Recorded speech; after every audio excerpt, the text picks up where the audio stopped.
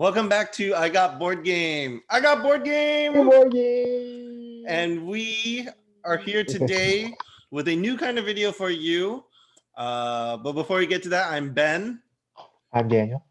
Yes, I'm joined by Daniel again, not John. I'm John. Joined by not John. Not John. But no, Daniel is here again. And today, like I mentioned, we're doing a new video for you, our first impression video. First. Which I thought of doing recently because when Daniel was visiting in town recently, we got to play a handful of games for the first time. But to have the chance to play those again, it would be a really long time from now.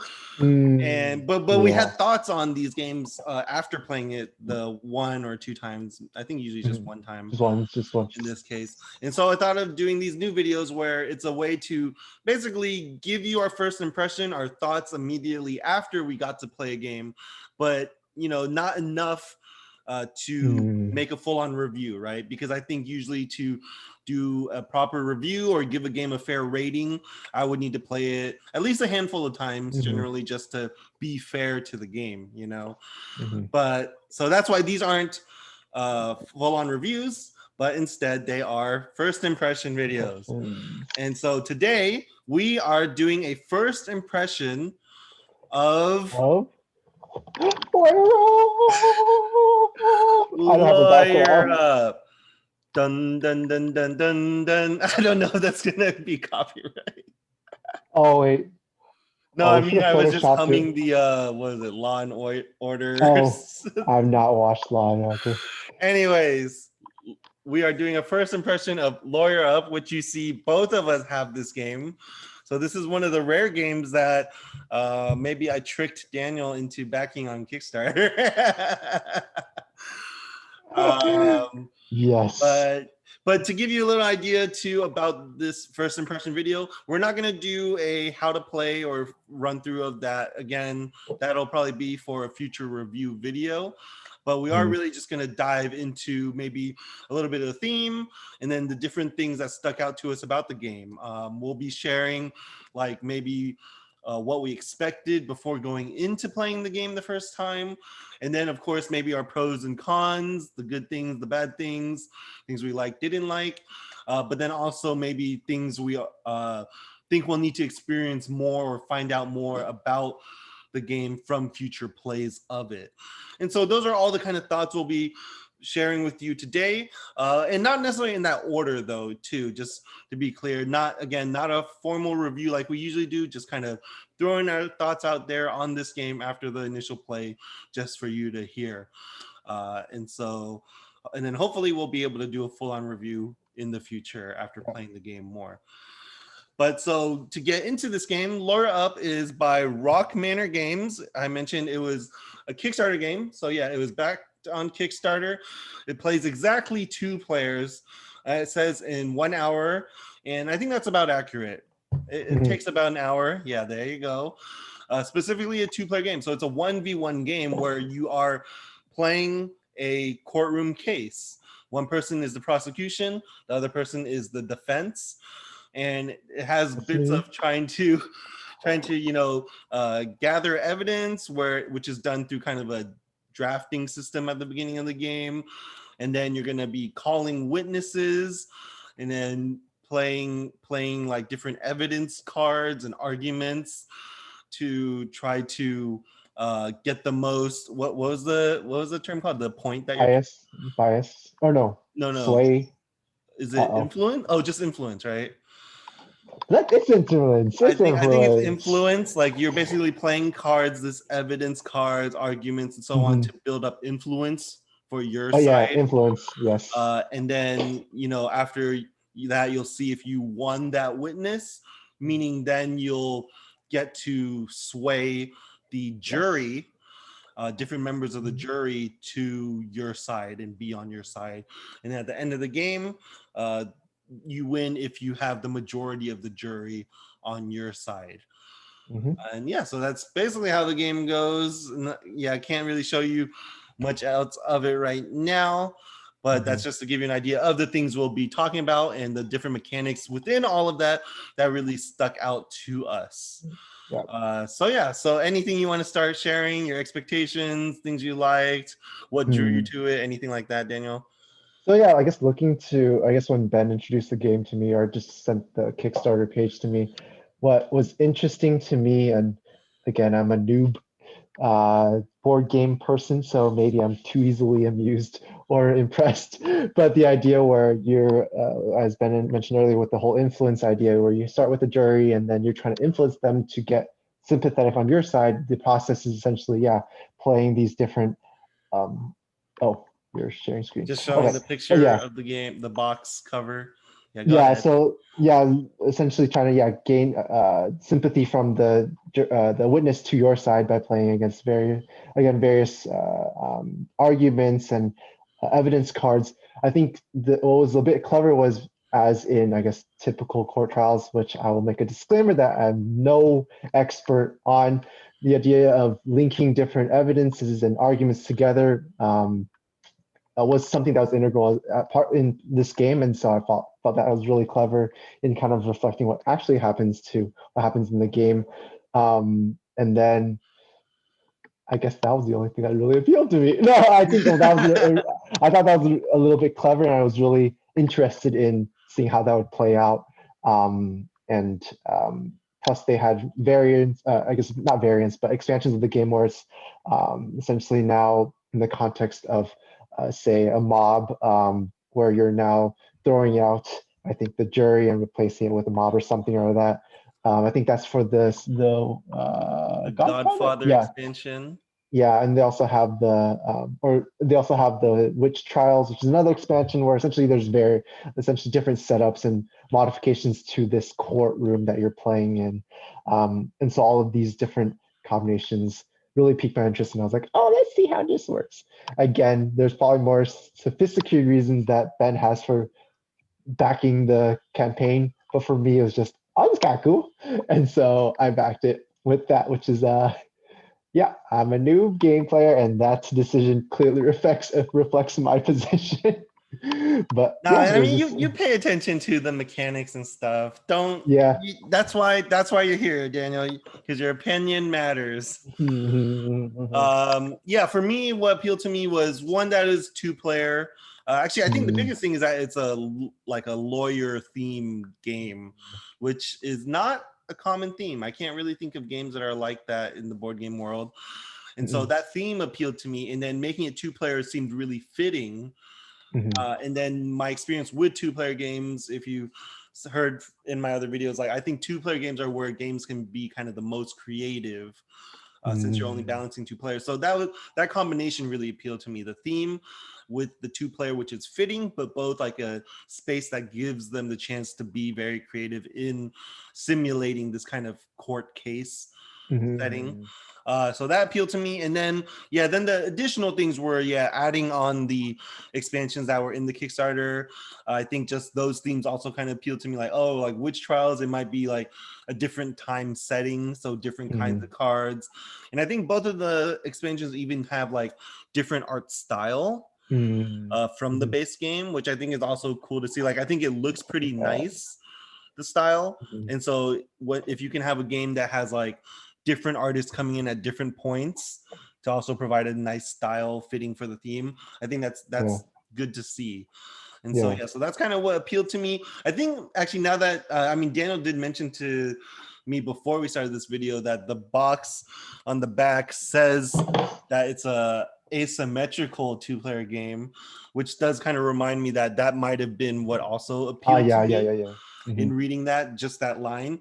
But of course, as I mentioned before in the IGBG Explains on asymmetrical games, that people throw that term around so easily nowadays that it really doesn't mean much. Like, you really have to look into if it actually is asymmetrical versus just, one player has a slightly different ability than the other one, and and so Daniel mentioning that before this, we did mention that this is not an asymmetrical game from our play of it, because the rules for both sides, the actions that you take on your turn, are the same.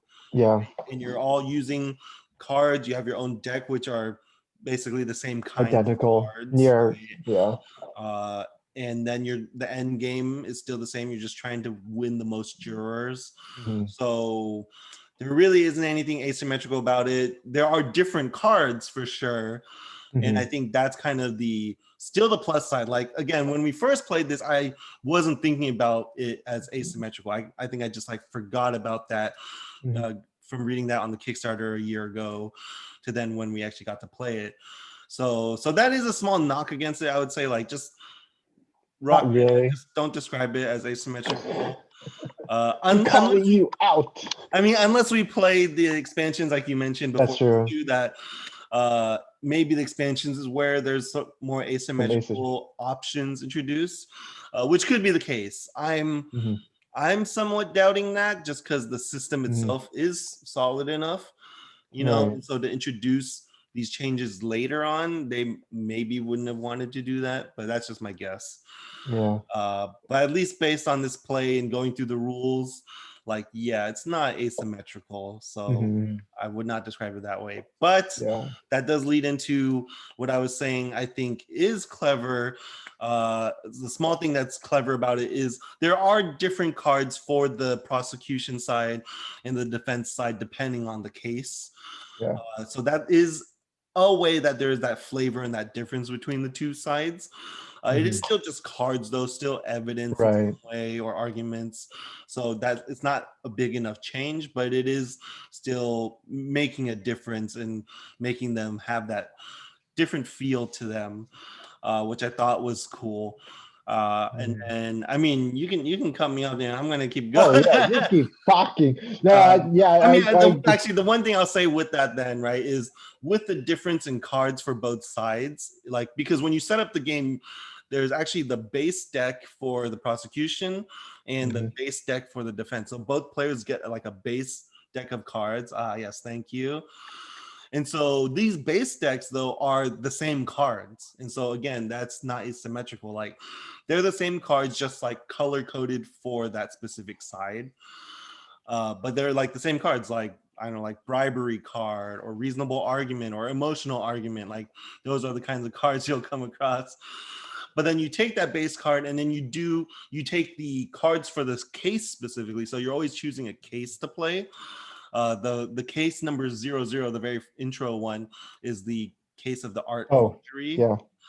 yeah. And so you'll take that deck of cards and you'll do this kind of drafting between both players Oh, uh, that's to kind of split up those cards.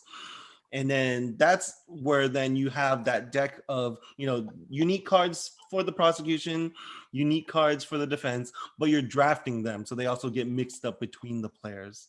And mhm. then those get shuffled into your base deck. And then you have your deck for the game. And so in that Mhm. way, I think, again, like I've been saying, it's a nice small touch that there's a difference between the two based on the case you're choosing. But then also in that process, the drafting I found was kind of interesting. Yeah, It because wasn't the standard drafting where you take basically all, like, maybe half the cards each and then take one, pass the hand, and take another, pass the hand. It's not like that kind of drafting. It was actually like you're choosing among three cards at a time, right? Like, both players will draw three cards from that case deck, and then you'll choose one to keep for yourself, one to give to your opponent, and then one to go into a buried evidence pile, which I think is a cool little thematic detail. yeah, I mean, probably not not how really court real. works. Yeah, it's not how the court works. Like, Yeah, probably not like so really you can have the thematic, as in, crappy like, yeah, evidence. people are just going to be burying evidence and hiding things in real life. But I mean, I think if you think of it as like just evidence that That neither was side never thought found. to, Yeah, yeah, didn't yeah, come or across in never. their Yeah. preparation, then that kind of is just shoved to the side, and that makes sense. Mhm. But I Yeah. thought that was a cool way, a small change on the drafting too, where it's like, yeah, it's splitting between the two, but then also throwing a card out of the game essentially. Yeah. So yeah, And in effect, you have like the sum total of all the evidences. A third goes to you, third mhm, goes to mhm, me, mhm. third goes to nobody, and then that kind of also balances. Like, not one side is too powerful and too overloaded. Even though I guess when we played, we didn't know what was good or not good. So it's kind of like, this is yours, this is mine. I Yeah, don't yeah, know if because it's we good didn't or know not, what it but would here. do. And then like Yeah, but that was definitely an interesting part of it. I think, well, like, I know for me, like, not really following that train of thought with the whole evidence bit, but I think like buying the game. Also, another thing that I was interested in was just essentially, well, they call it what, a courtroom drama, yeah, courtroom drama card game. So I felt like the story needed to be a pretty integral part of the gameplay. And so I guess and I guess they do a good job in saying, okay, this is a case one, this is the different evidence and blah blah blah blah. But I think something that fell short, at least for me, was like, it's not like, yes, we do have that system and like giving you evidence and giving me evidence and bearing some, but it's not like the outcome. Well, it's not like where the outcome changes based off of who gets what piece of evidence. It's not like, oh, there's some key pieces of evidence that I've purposely hid from you and put in the buried it, and that drastically changes the course of the game. These evidence end up just being yet another card you play. So maybe I think I'm still thinking of it as like, oh, maybe the think of the game as too much like a Mad Libs thing where you're kind of filling all the blanks with, say, the evidence, but then if you read the Mad Libs, if you put in different evidences or different words or whatever in each slot, it will read completely differently. But when we play the game, it's not like, okay, I didn't give you evidence, I hid evidence A or buried it instead of giving you, and therefore the story of the whole entire case changed drastically because of that.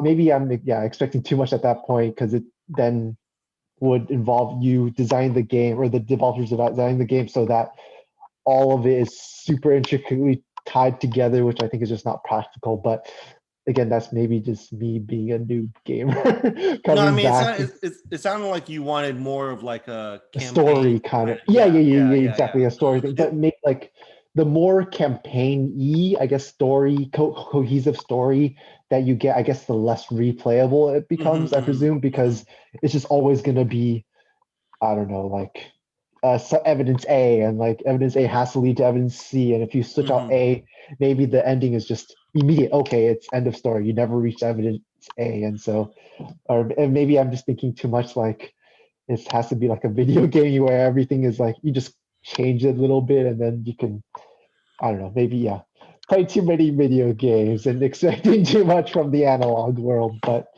Yeah, I I mean, don't I think know. I get what you're saying, because I think that was the thing I was also curious about. I wasn't Yeah. expecting when I went into the Mm, game, but I was wondering, like, how do you have a court case which inherently seems like a story?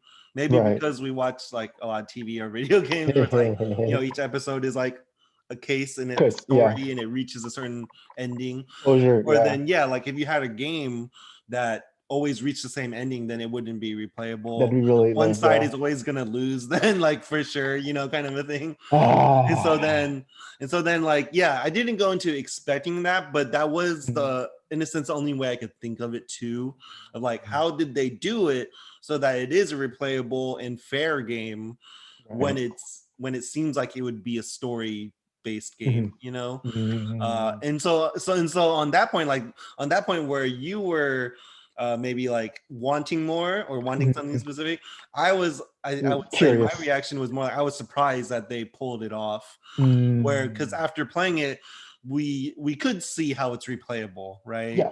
Yeah. Like that it is like a case with specific cards, specific witnesses, but it kind of comes down to, did you call the right witness at this time with Mm, matching the cards that you have in your hand to play during mhm, that witness, to win that witness and sway the jury. mhm, And so, like, that's the thing I would want to put out there to other people who might find this game interesting, that it mhm, isn't a campaign like game with a mhm. set ending.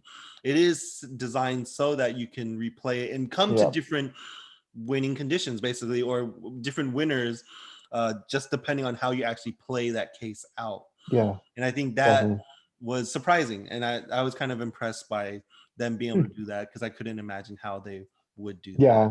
I mean, I think I would definitely prefer how they did it, probably over mine, because if they did it my way, we'd play it once and be like, oh, that's pretty good. And then play it again and go like, okay, I lost again. And then I play again. And oh, I lost again. And then be like, this is so unbalanced and so unfair, and I'll never win. As you could probably guess, I lost the first time we played, and so I'm just a little bit butthurt. I keep rubbing that in.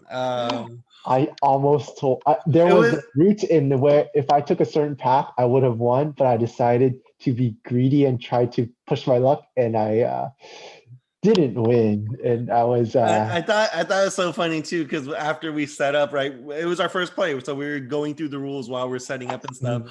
and then you learned that you were the defense of the shady art forgery people, and you're like, oh, I thought defense would be the good guys. Gotta defend people. Yeah, No, defending the wrong people. I'm this guy here, the angry guy. And so then actually the thing I would want to explain more then is let me pull up the other picture I have of a couple of the Mhm. cards to give people an idea of how the cards work that we've been mentioning. So like here is like, yeah, a picture of a few of the cards. And so you have like a witness card, which is a type of card. And then you basically have evidence cards, different kinds of evidence, which also includes like arguments. And there's a third type. What was the third type? That Procedure. Yeah, procedure, right? That you can play down right in Mhm. front of you. So yeah, there's some clever things with how this works thematically too, where like whoever is leading at the time, or basically the person with the judge's favor, Mhm. will be the one who calls the witness. Mhm. And actually, before getting to that, the small mechanic of the judge's favor, I think that was Yeah, something you liked, I've right? never seen that before again because I'm a inexperienced and unexposed gamer, but like board gamer, I guess. Yeah, so it's like kind of I guess not a condition, but like a status. Yeah, status where a certain player, I guess one of the two players has a slight edge in this specific, I guess the current timing of the case where you can play additional cards that one who, I guess your opponent who doesn't have the judge's favor cannot. And so the ability to gain the judge's favor is something. Oh, that stinking judge, which made me lose. Don't like you. Just kidding. But yeah, so like the ability to gain the judge's favor is part of the gameplay, and so I thought that was kind of interesting. Where I mean, I guess in an actual court case, there's no explicit like sign on the judge's forehead, like I love the defense or I love the like the prosecution, like none of that. But like I think there's definitely an implicit bias. Like that's even though obviously in judges try to be impartial as possible. But anyways, or at least I would like to think so. But anyways, but at least in the game it is like explicitly like shown, and when you have the judge's favor, you can do certain additional abilities that those who don't have the judge's favor cannot, and that kind of judge's favor is bounced back and forth, and not it's like it's pretty fairly distributed between the two players, like the timing and when you have it, and typically when you have the upper hand, you typically don't you kind of lose to gain the upper hand, you kind of lose the judge's favor, so it gives the opponent a chance to kind of come back up and reach where you're at, and then like it's yeah, just a lot of inching forward and trying to win and judge's favor, blah blah blah. Again, I Yeah, can't. so Or, the judge's favor has like the red side and then the blue side. So it's prosecution or defense. So it's always on one of these sides.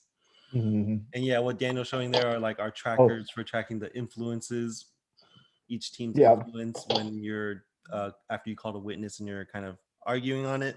But yeah, and so this mechanic, like Daniel mentioned, like he hasn't seen it, and I've only seen it in one other game. So I don't think it's a common mechanic, but it is, as you described, a pretty cool kind of balancing mhm, mechanic where like in the simplest way you could think of it in like a two-player game specifically where this mechanic would exist is like it's to give the tie-breaking advantage to yeah, one player, right?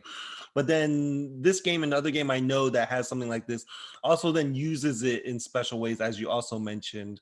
mhm, We're hinting at of like certain cards you want to play that then require you to give up your judge's favor. The other mhm, game that has a similar mechanic, very similar, is Legend of the Five Rings, which was a kind of fantasy world, feudal Japan theme card game, living card game by Fantasy Flight from a handful of years back, which I was pretty into at the time. And in that one, yeah, it was the Emperor's favor, and mhm, so whoever had the Emperor's favor would win like would be the tiebreaker during battles.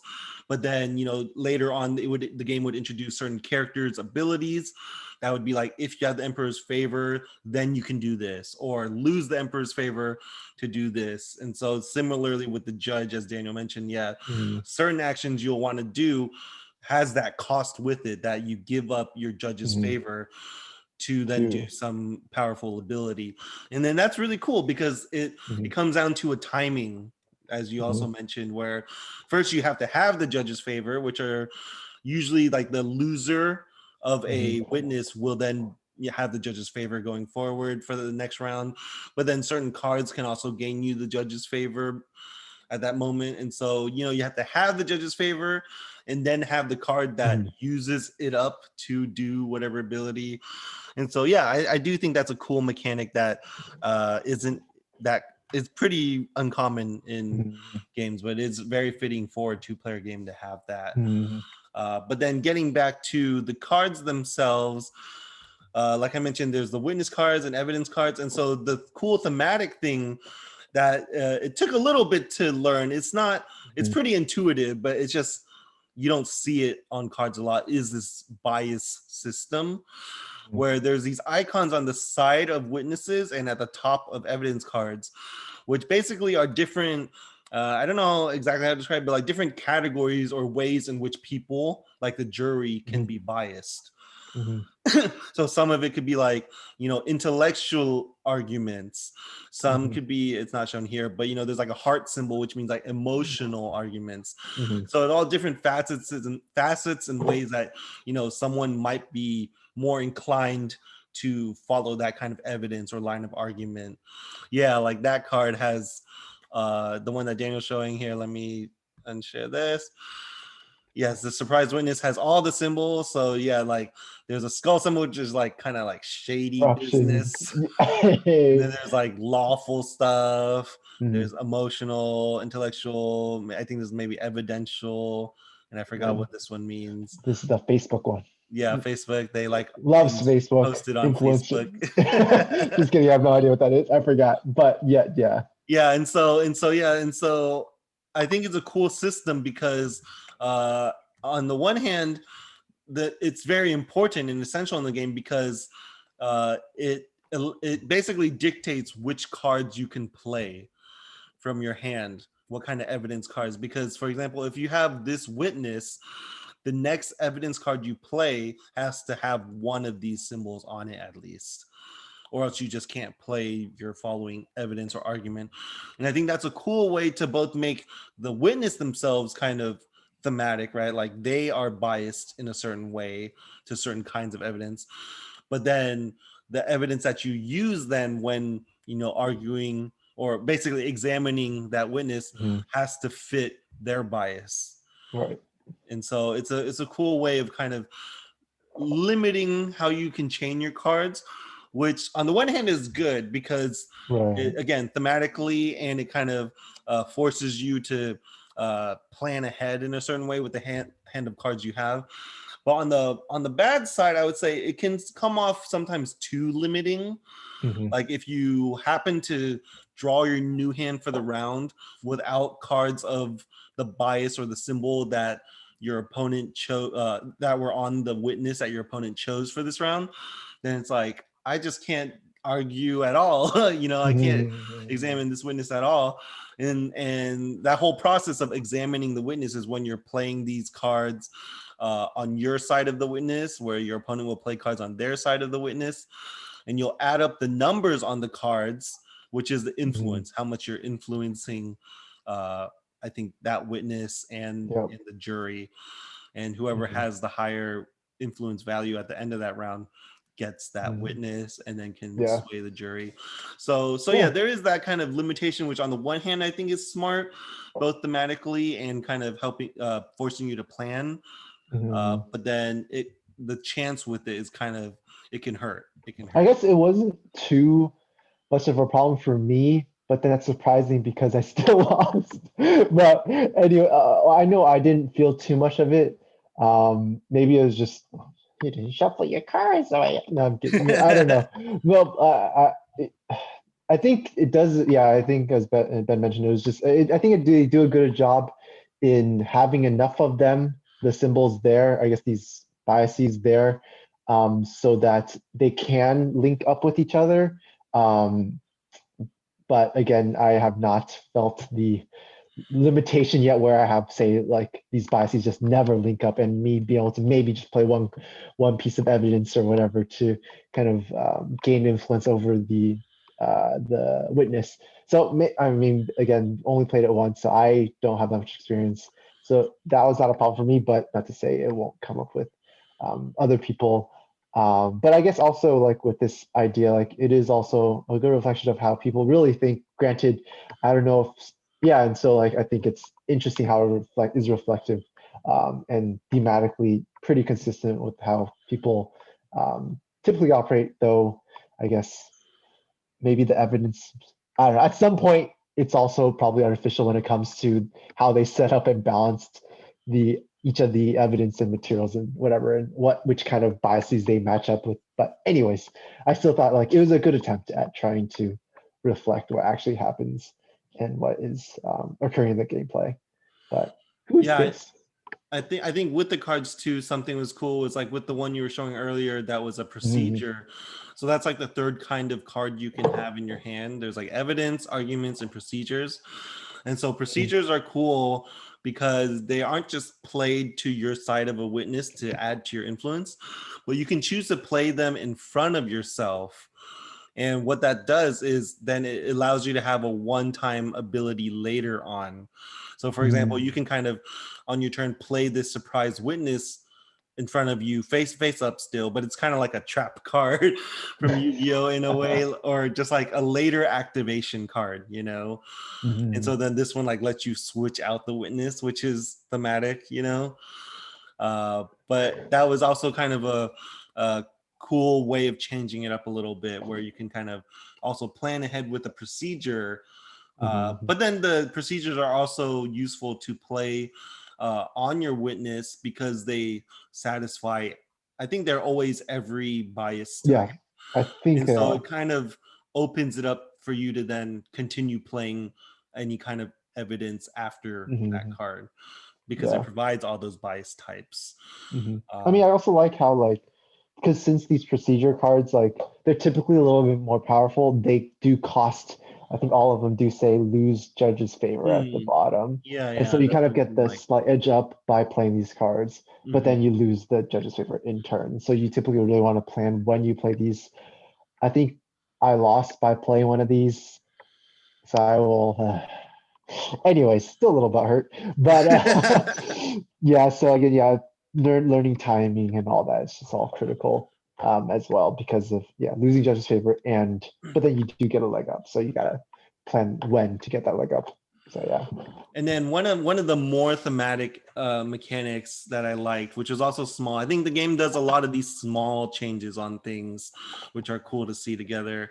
All of them being pretty thematic, but this one I think is the most thematic. Where after both players have finished playing whatever cards they wanted to on that witness, it's a Guest. it's a it's a Bethany. It's a guest. That's Daniel's sister. Anyways.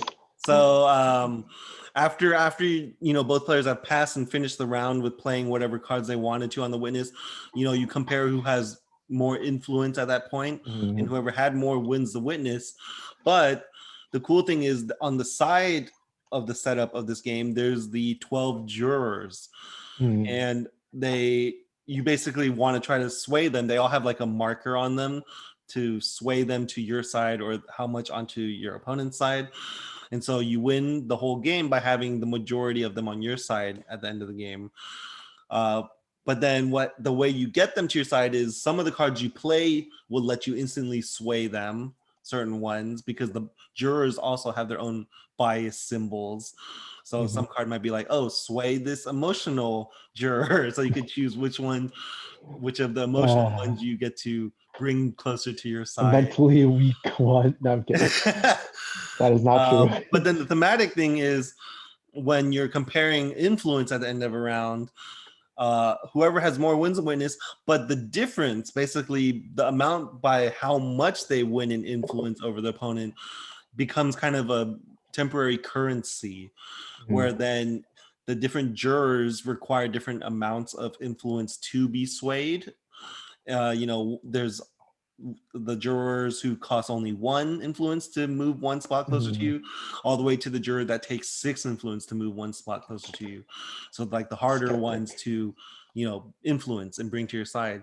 And so that difference amount that you have, like if you beat your opponent say by 7 influence, then you basically have 7 to spend in how you want to sway the jurors to your side, which I think was really cool. It is really. Like, because I think the simple way to do it would have just been like, you won this round, go sway 1 juror, you choose. But in the assigning values to the jurors and then having that difference be the amount, that really kind of pushes you to also like plan while you're playing of like, should I play all my cards now because I think I can beat my opponent by a lot?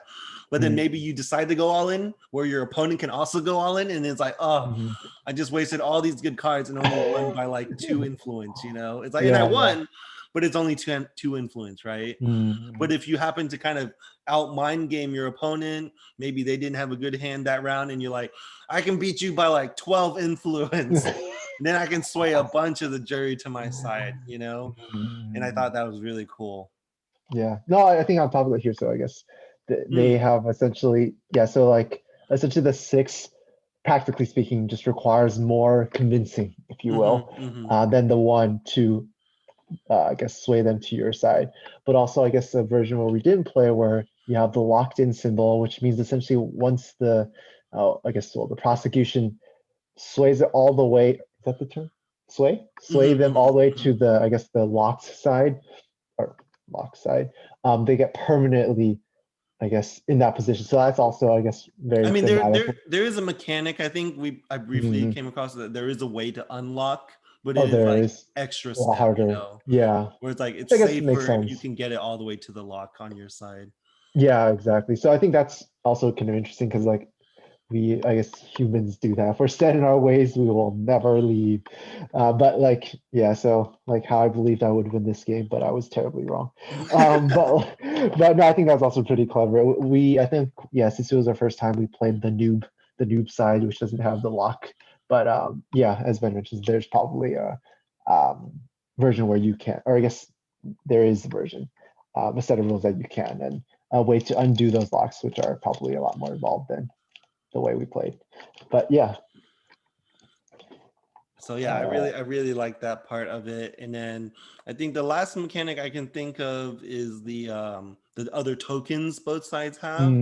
So in the base version, which I think this might be common through all the cases, is each side has 3 objection tokens and 1 sidebar token, which are all terms that people who are in law might know. Like us, or watch a lot of law. We're practically lawyers now.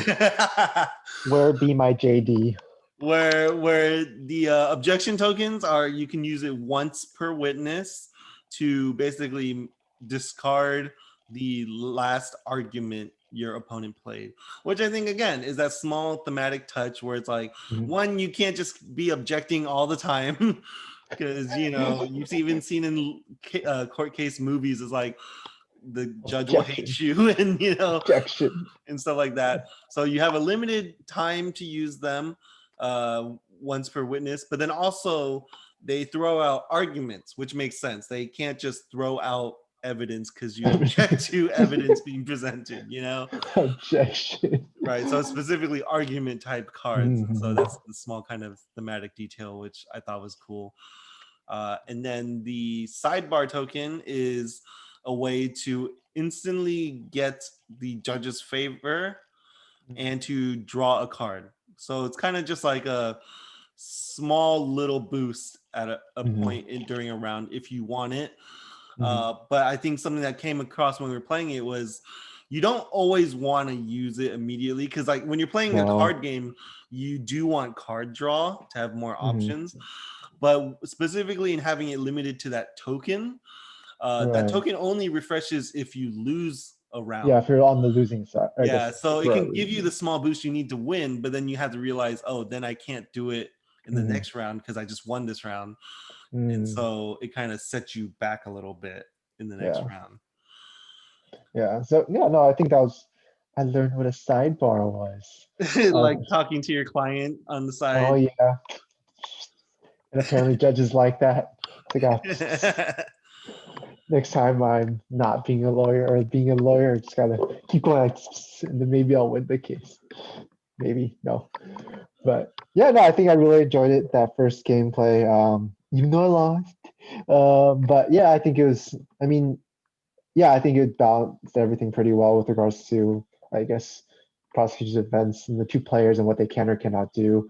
I again, as Ben mentioned, the whole asymmetric bit would have liked to see the prosecution and the defense play a little differently, though I guess thematically it also does make sense that they don't. So maybe just don't call it an asymmetric game. I'm totally fine with it not being. But again, also it may be because the asymmetry comes into the expansions, which we did not touch yet, but are eager to try out maybe one day. But yeah, I think we'll definitely play again. Has my stamp of play again approval. I don't know. Yeah, I mean, I think one thing we had talked about immediately afterward was needing to play it more to see if it still stays fresh with like a new case, right? Like how different do the cases actually feel, or is it still gonna always be kind of the same, just playing the better cards to get influence, like more influence before the other person, kind of a thing. Yeah. Or if the cards in a case might mix it up more.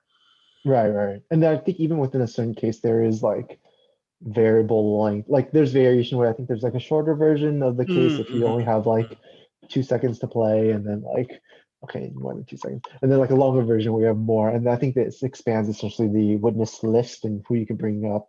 And then I think the base game has 2 cases you play with. Yeah, 2 cases, and then each case has those different setups you mentioned, like maybe variation. three different ways to set it up. Yeah, so I think that's nice, gives you enough room to play with and really explore the limits of this game and this design and mechanics and whatnot. And then obviously the expansions kind of build on top of this, I guess. World makes it sound too big, but like this setup. And so again, curious to see how that plays out. But I think very solid, very good Kickstarter. I would play again. Yeah, I agree. Very solid, like first jump into this world and system that they have for this 2-player courtroom kind of game. 5 out of 5. No kidding. No ratings. No ratings. So I mean, well, I did tell you that like even after one play, I can see myself giving it an 8. And it would go down, or it probably won't go too much up, but it would go down a little bit if the other cases feel the same. Okay. I think that's mainly it. Yeah, I don't imagine the second case would be that different. Like I would imagine different artwork, different evidence, procedure, those cards, but like I couldn't imagine it being that different. Especially because of the single case we played, like it wasn't like it differentiated between the prosecution and defense, and I don't imagine they could come up with a drastically different like mechanic with a different case.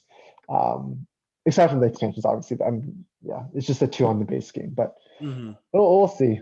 Maybe I'll keep playing until I win, and I'll just keep on staying at a 8 out of 10. I think part of the draw, I would say, is the theme and like reading some of the cards. Like there's a lot of flavor text on the cards. If you really want to get into like the case, like even during the setup, each case has like a card that's like the story setting, like different kind of characters and what they're doing and what they're being accused of, and stuff like that, which like if you read that and then read some of the flavor text while you're playing on the cards, like, oh, this witness, oh, this is that guy's friend, or get that guy he's out the of here. shady dealer for this person, then it has a little bit of kind of keeping you in it versus just always being like, oh, let's just match the symbols and get the higher Mhm. influence number cards out there.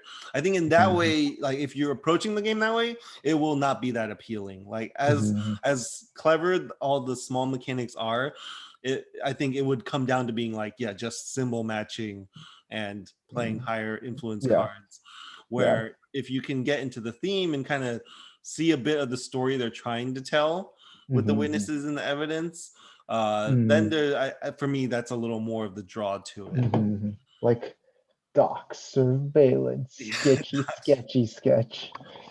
But anyways, yeah, no, definitely, I agree. I completely agree with that. I didn't read the um flavor text because I was too busy trying to win. But no, yeah, I will next time take 10 times as long and go like, oh, and make you so angry, and maybe I'll win that way. Just kidding. I don't know. So yeah, those are our first impressions of Lawyer Up from Rock Manor Games. Yeah, if you found this interesting, hopefully we'll one day after we played it more do a full-on review.